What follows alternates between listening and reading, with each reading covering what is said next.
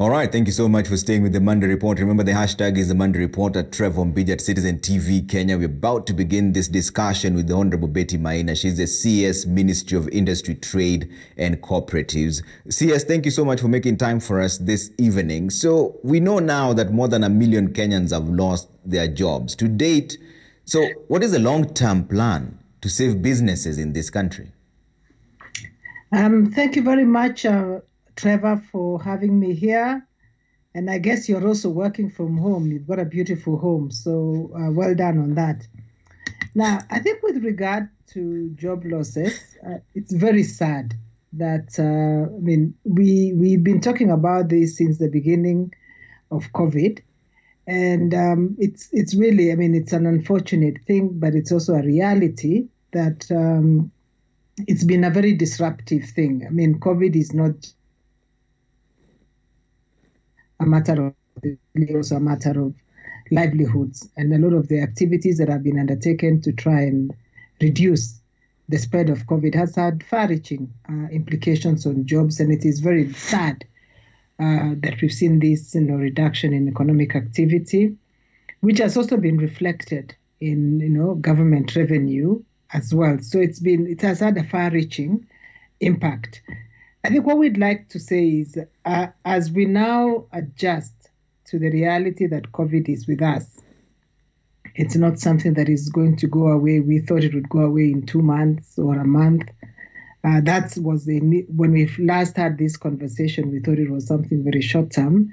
We now need to all adjust to a reality of living with COVID and adjusting ourselves and adjusting our businesses. So even from a government perspective, after all the stimulus programs, we've also realized that we also need to, you don't have enough money to throw at this. So it's also important to begin to re-strategize and look at areas that you can encourage for greater growth, look at ways in which you can minimize job losses. And you will appreciate in Kenya, for instance, we never really had total lockdowns because it was important to keep economic activity going, and that has happened. But there were some sectors like hospitality and tourism that inevitably suffered, because if there is no travel, then there is no demand for these businesses, and also that affects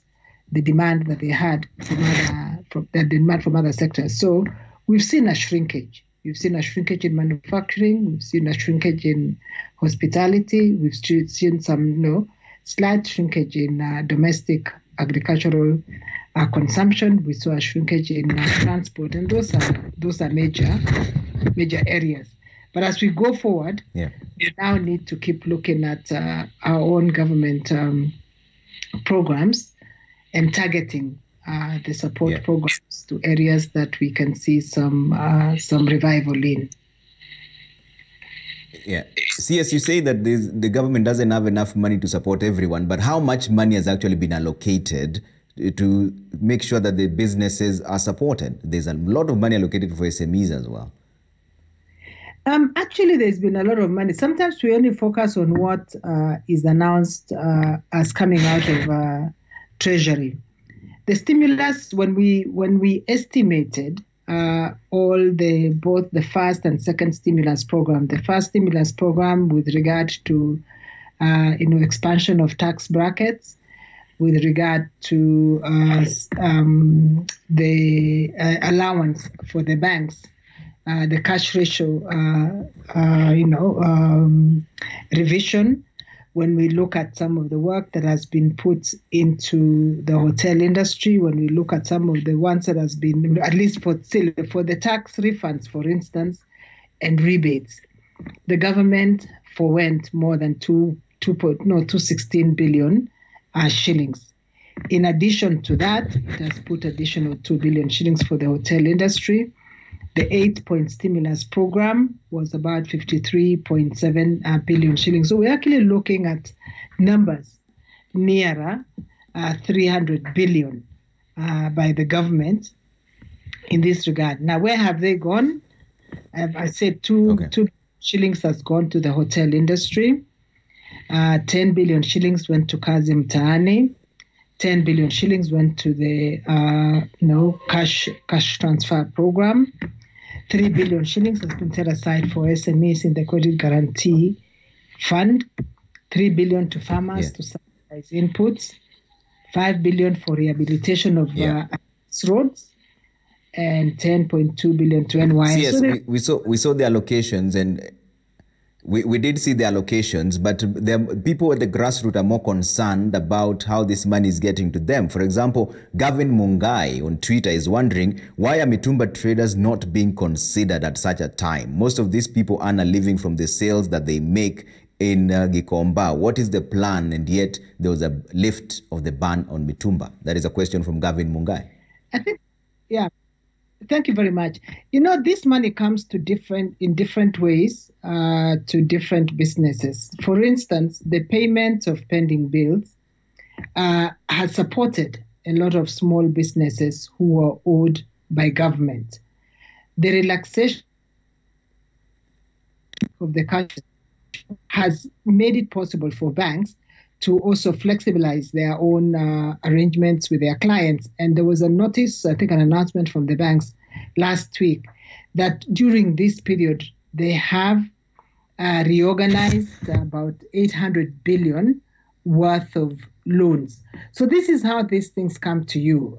When you get when you change the tax bracket, for instance, you increase the spending power of those who are, who benefit. So these things come to people in different ways. And we have seen consumption in the economy as a result of these measures. The cash transfers, for instance, that made it possible for people to get their 2,000 shillings during the time, during this period, also makes a huge difference. Kazi Mtaani makes a big difference, and these young people who are beneficiaries of Kazi Mtaani are going to buy goods in the same community. So this is how this money is diffused. It's not like I send you money by M-Pesa, me, Betty Minor, to Trevor. It is how we are able to facilitate the circulation of this money. Okay. CS, there's a question here that was sent for you. Listen in. Are they going to lift the ban on Mitumba importation? And if so, when are they going to do that? Number two, what are they waiting so that they can lift the ban? Why aren't they doing it as in now? What are they waiting to happen so that the ban can be lifted? CS? I did not hear that. The question is, when are you going to lift the ban on Mitumba? Okay, thank you very much. There is no ban on Mitumba. And I think we've made that very, very clear. What we did was imposed temporary restrictions because of the concerns and the standards in the country. The current standard prohibits importation of goods from countries that are facing pandemic. So that's a standard I also found at the ministry when I've come in. So we are just imposing the Kenya standard. But that said, several as there've been a lot of feedback and entreaties to us, and that's something that is under consideration. And the Mitumba Association of Kenya has actually met with us and given proposals on how all the health concerns can be, can be mitigated in this regard. And that's something we have given them feedback that we're listening to and studying, and we'll get back on the same. But having said that, I think one of the things we've also realized as a country during COVID is that international supply chains have been greatly disrupted. It has given an opportunity for Kenyan businesses to rise and to replace these international supply chains.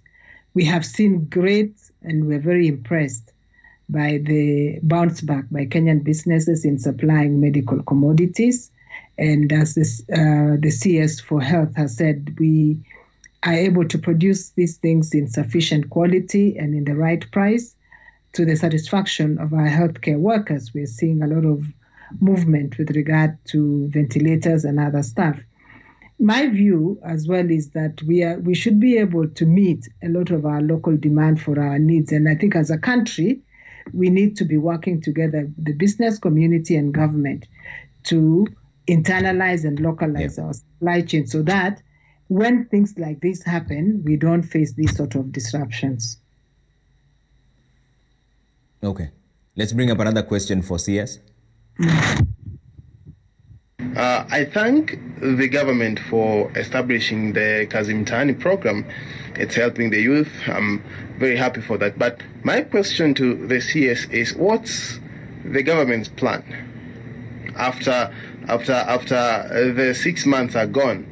What is the government's plan? And the question number 2 is, what is the government doing to try relax the trading rules in these nations? All right. Thank you very much. I think thank you. Kazi Mtaani has been, it was an experiment, as you're aware. In the last financial year, we thought we'd run it for 3 months as a public works program to engage young people. It's been very, very well received, and we are very happy about that. So it has been extended. But this is obviously extended based on the resources that is available and the lessons that we take from it. I think the message that's coming back to government is that this is a very valuable program and the young people appreciate it. And I'm certain that that will be taken into consideration as we review the next level, because, and in many economies, when we have a crisis like this, public works programs have been very, very helpful. And I think what we look forward to is greater partnership between the national government and the county governments in ensuring that we can keep this program running for as long as possible during this period, because it's been well appreciated. Okay. So, CS, you had mentioned something about in the stimulus package, there was actually 600 million shillings put aside for Buy Kenya, Build Kenya. So how do you decide whose products or produce will be bought and by who? Okay. I think there are two things. Thank you. It is true that there's 600 million shillings that was announced by the president with regard to supporting especially the local motor industry. That's at least to facilitate the acquisition of motor vehicles in the country. Now that is available to all motor vehicle assemblers, and they have to compete according to the specifications that will be floated by the national government. This may be in outright purchases or maybe in leases. That will be something that is decided, but it's really targeted at motor vehicles, and that will be beneficial to all assemblers. But that's not the only initiative on Buy Kenya, Build Kenya that the government has announced and has been working on. Last month, on the 8th of July, I released a master list, a preferential procurement master roll, the first one for 2020. And indeed, we have established about 334 goods that are bought or consumed by government agencies that in our view should be the first port of call, that they should be exclusively sourced from local industry. That includes products like textiles, like footwear, like medicaments and other such related products, construction products, and many other products that are made in Kenya. And doing this gives, first of all, it sends the signal to local industry that we shall consume, government will consume all that you produce, so long as it meets the parameters and the standards that have been set and the requirements that have been set by the country. And I think for me, that is one of the greatest signals and measures that we've taken to try and embed Buy Kenya Build Kenya. And from this master, accounting officers are duty bound to give the first offer to Kenyan-made goods. Okay. And CS, there was also an allocation of about 3 billion shillings set aside in terms of soft loans to support the hotel industry. It's a credit-backed guarantee scheme. And yet we are still seeing hotels close down, like the Intercontinental just shut down. Is this money really accessible? Thank you, Trevor. First of all, I think when you see businesses at this time make decisions like you referred to at the Intercontinental, you mustn't assume that it is all about, non-access to money. There may be many other things and many considerations that they take in.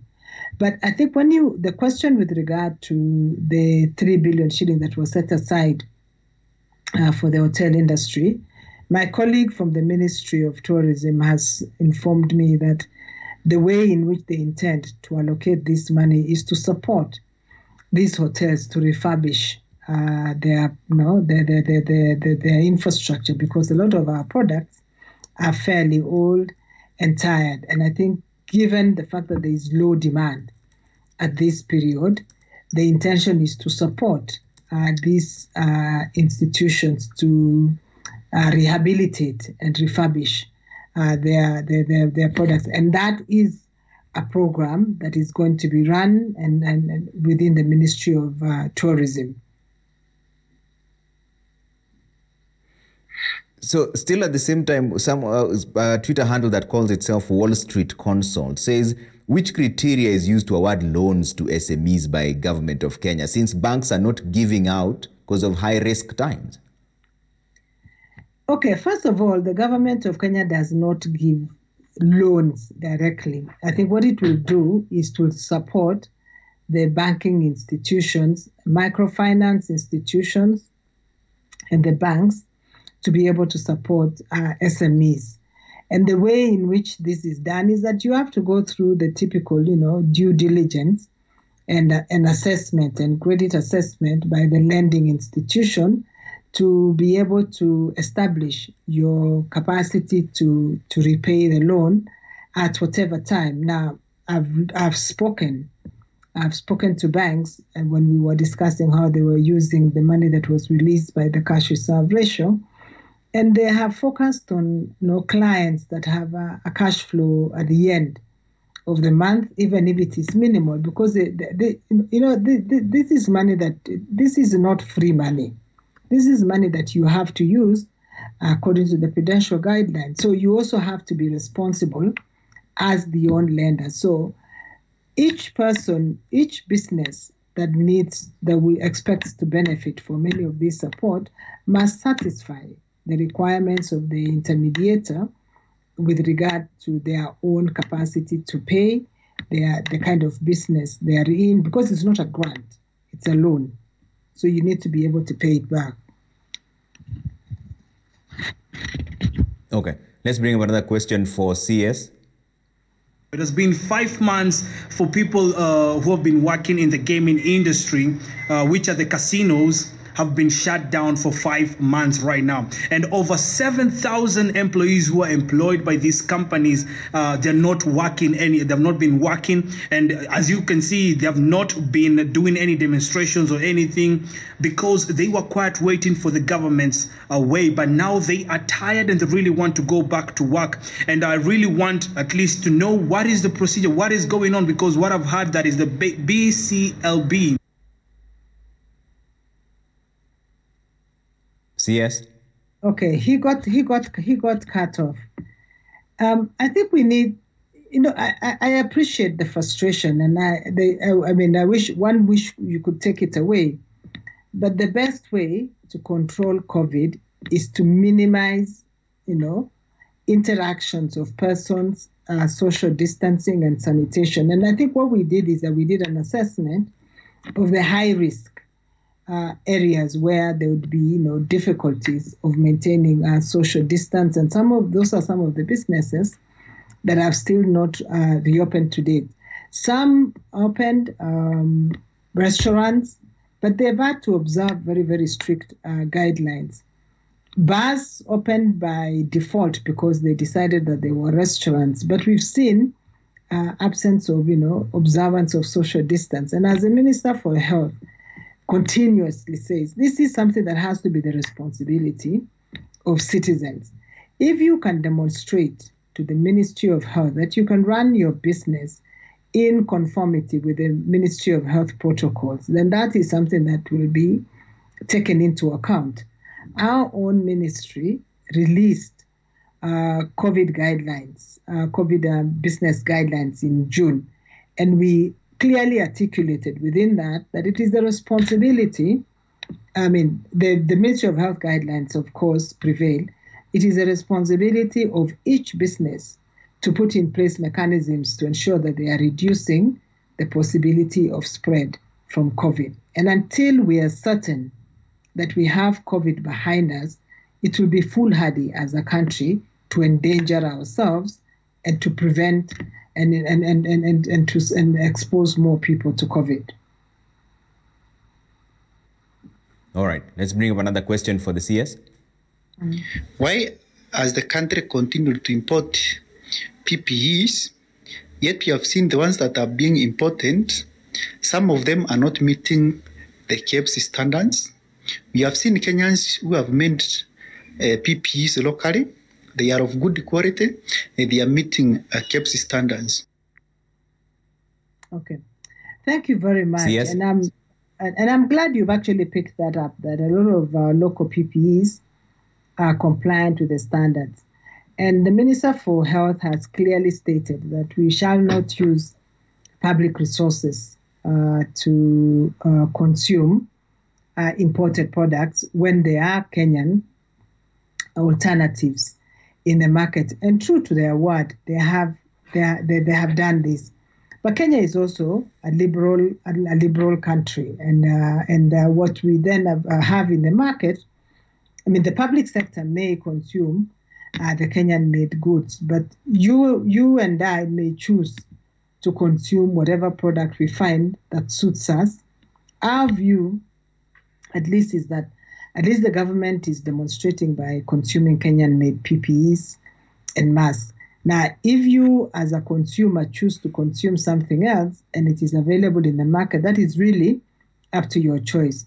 The important thing is that whatever goods are sold in Kenya should comply with standards. And as you have seen in the recent past, I think in the last 3 or 4 days, the Bureau of Standards is under instruction for me to publish regularly if there are some of these goods, whether it's masks, whether it is sanitizers, or any other product that is not compliant with Kenyan standards. It is our duty to inform consumers so that they make that informed choice about what they shall consume. Okay. CS, there's still a bit of concern about this Mitumba issue. Just for you to clarify, I'll give you a chance to do it again. Frank Riziki is saying international flights have now resumed. Between the people coming to Kenya and the Mitumba clothes, who possesses a greater threat of spreading the coronavirus? We know the president had announced that there's no ban on Mitumba, but when is the flow likely going to resume to normal? Or will they just not go to those markets that they're used to? No, I think Trevor, I've answered that question in the earlier way. I'm aware there's a lot of interest on this on this Mitumba. I think the work that the ministry is doing with the Ministry of Health should be able to clarify to us what are the levels of risk and what are the necessary precautions, and those precautions are being codified into a protocol that all of us must comply with. So we're essentially not sure when the flow will be right until these protocols are observed and are put in place. That's when the flow will come back to normal, right? You see, it is our responsibility as government is to announce the protocols that businesses must comply with. Now, once businesses internalize those protocols, it will be up to them to decide when how they want to conduct their businesses. I cannot predict when people will make their business decisions. I can only confirm that we are at the tail end of finalizing the protocols from government. All right. Let's bring up another question for CS. What is the government doing to ensure that it helps the private sectors, especially the hospitality industries, to make sure that there is no more retrenchment? Okay. CS? Okay, it's painful. I wish nobody had to would lose their job, just like we wish nobody would die from COVID. But some of these things are inevitable as a result of the circumstances we find ourselves in. What we wish to do is to minimize it. You cannot eliminate it completely. There are some jobs that will never come back because of the nature of the field that they are in, or the liquidity or the strength of the investor. But we've done our best to minimize those particular losses. With regard to the hospitality sector, that's a sector that was reopened quite quickly. You have to obey the guidelines that have been set. Get your staff tested, observe social distancing, have a track of the customers that you serve, and you can conduct your business. So I think the decision is life is never going to be normal in the same way that we knew it. So I don't think we can anticipate that we'll just get back to places where we can crowd around with no care in the world. So and I think we need to keep adjusting as Kenyans. As these protocols are made, it is possible to be able to conduct your business within the protocols. You might end up having to scale down on some of your own, some of your fixed costs, and that obviously affects people. But there are other opportunities that will come up, as have come up with in e-commerce and other such services. But even having said that, the entire globe is predicting a slowdown in economic activity. I don't think we would be naive to assume it will not affect Kenya. All that we're trying to do is really minimize the impact as much as possible. All right. CS, there's still more questions for you. Let's bring up another question. Under the Ministry of Industrialization, Trade and Enterprise Development, there are more than 20 parastatals. Two among them that I would wish to mention in your hearing is MSEA and KAE. What regulations have you put in place so that young people are not asked for credentials that they do not meet, so that they can venture and facilitate their SMEs into big enterprises? Okay. Thank you very much. That's really a great question. Both KIE and MSEA support small businesses. The Micro and Small Enterprises Authority supports micro enterprises. Has worked a lot with people that what we often call the Juakali sector. What the MSEA is currently doing is, one, providing infrastructure for these micro and small enterprises. And we might have seen that we've constructed constituency industrial development centers in actually about 180 locations in the country. And in these recent times, we've been ensuring that these centers are equipped with power, equipped with, they've got the necessary roads leading to them, they've got necessary water, and that provides a space for people to go and realize their enterprises. But young people need to be part of these business associations or Juakali associations or micro enterprise associations, because we rely on the self-governance of these institutions to be able to utilize the spaces that government has set aside. The second thing that government has been doing with regard to working through MSEA is provision of equipment And this equipment is equipment that can be utilized as a common, as a joint or common user facility. So if you have a lathe machine, for instance, you can bring your products and utilize the lathe machine for a small user fee, and then go off and make your product. So you don't have to, you might pay a user fee just for maintenance, but the machine has been bought by government. And we've bought these machines for woodwork, for metalwork, and that continues to be an investment on our part. The third thing that we're doing within MUSEA is creating, for especially for those who are in agriculture, cold storage facilities in Kisii, in Nyandarua or Nyahururu, and in Timau. And if we get more money, we should be able to build more cold storage facilities, which gives an opportunity for farmers and others to be able to bulk their products and create a much longer shelf life. Now, if something like MUSEA doesn't require you to give some securities, because it is really the security. Your security is the group and your reputation within the group. For KIE is a financial. It's like a financial insurance, a micro lender, and you have to satisfy the requirements of KIE in order to be able to get this support. So KIE is not necessarily a port of call if you don't have an established business or you don't have you don't have security, but you can work with an institution like KIRDI to incubate a small business. He didn't mention that, but KIRDI is an incubation space for small businesses. Okay.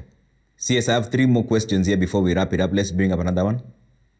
What measures is the Cabinet Secretary putting in place to cushion vulnerable businesses from adverse effects of the pandemic? Bearing in mind that the informal sector, tourism and the hotel industry have suffered the heaviest, with the latest casualty actually being the Intercontinental Hotel. Okay, I think, Trevor, we can pass that because we've already answered it. Right? You already answered that question, yes, I believe. Let's bring up another one. How do you foresee this crisis affecting income inequality in Kenya, considering that the pace of moving back to business as usual is very, very slow? Thank you. Yeah. I think we should have no illusions about that, Trevor, and I didn't get the name of the questioner. This will have far-reaching implications for all of us. It's already doing that. People are because these sort of things affect people's own spending decisions. People are constraining their own expenditures because they don't know how long they'll be in hardship or that they'll be in this particular situation. So all we can say, and the numbers are showing us that this will have real knock-on effect on the economy, and therefore it will affect all livelihoods. It's not just the rich and poor alone. I mean, as we say, it's not rich versus poor. All of us will be very negatively affected by the economic impacts of COVID. Okay. Let's bring up another question for CS. The environmental benefits seen as a result of this economic slowdown, where we are having less carbon emissions, less hard water bodies. Does this hint at a potential positive impact of a new Green Deal? Well, I don't know whether... Yes, I'm not sure whether that's down your alley, but I'm not sure whether you'd want to address that because it's not really in your department. No, it's not in my department, but I mean, it is true that, there's been reports of reduced, greenhouse gas emissions because of the limited travel, the limited, some of the limited economic activity.